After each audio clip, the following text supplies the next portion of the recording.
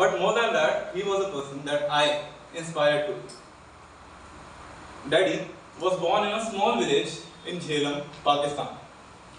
During the partition, amidst all the chaos and violence, he and his family moved to India.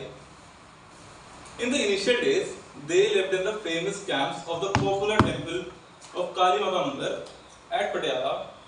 Then they rented a home at Ambala for a few years, and after years of struggle and hard work, they were finally able to build a home in Delhi in 1965.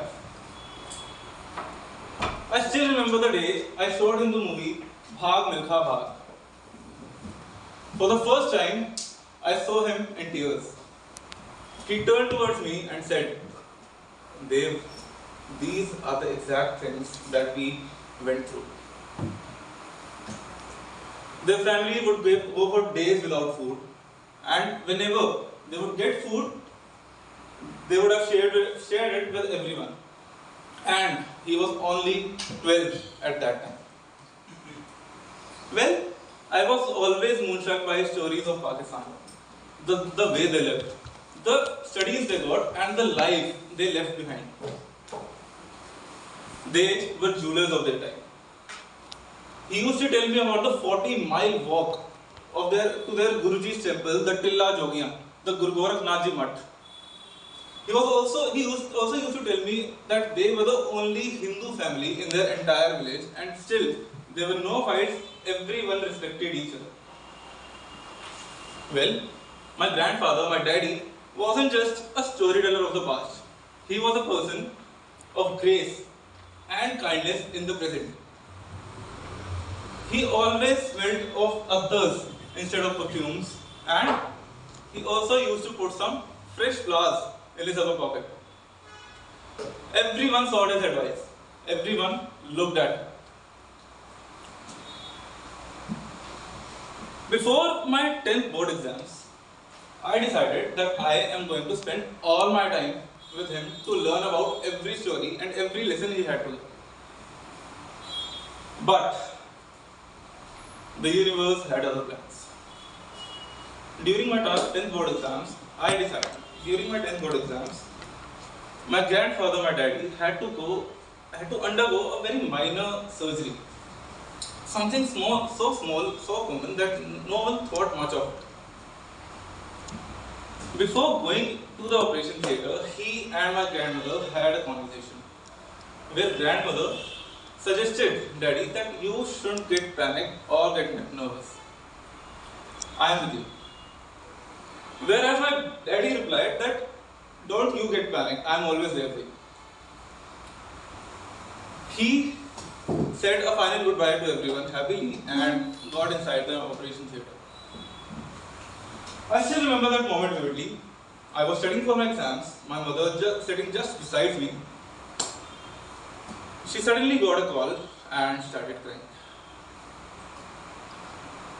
I asked her what happened, to which she just replied, Dev, Daddy,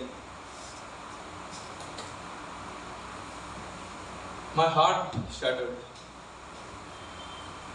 I was broken. That pretty woman, my mother, she didn't even get any time to breathe and got into those household works.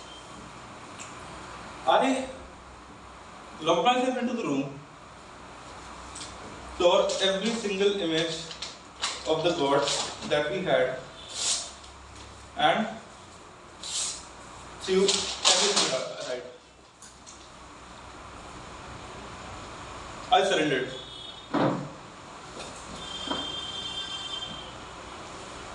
A few hours later, my father came to me. He asked me to go to see Daddy. I wasn't ready. Then he said something that left me no choice but to go. He said that this is the ultimate return. We have to accept it. And if you don't go right now, you'll regret it for the rest of your life. I wasn't ready to regret, so I decided to go, gathering a lot of courage to see my big friend. I saw him, I wept, I did everything I felt right that time. But I was not ready to leave him completely. I had to bite the bullet. I decided that I am going to adopt his qualities into me. I decided that I am going to be more kind, I am going to be more hardworking and more respectful towards others. So my friends, I leave you with this. If you have your grandparents, sit with them, talk with them, cherish them, because you just don't know when and how the last goodbye might happen. And the only regret, the genuine only regret that I have in the entire lifetime is that I didn't even get a single last time to hug him for the last time. That's it. Thank you.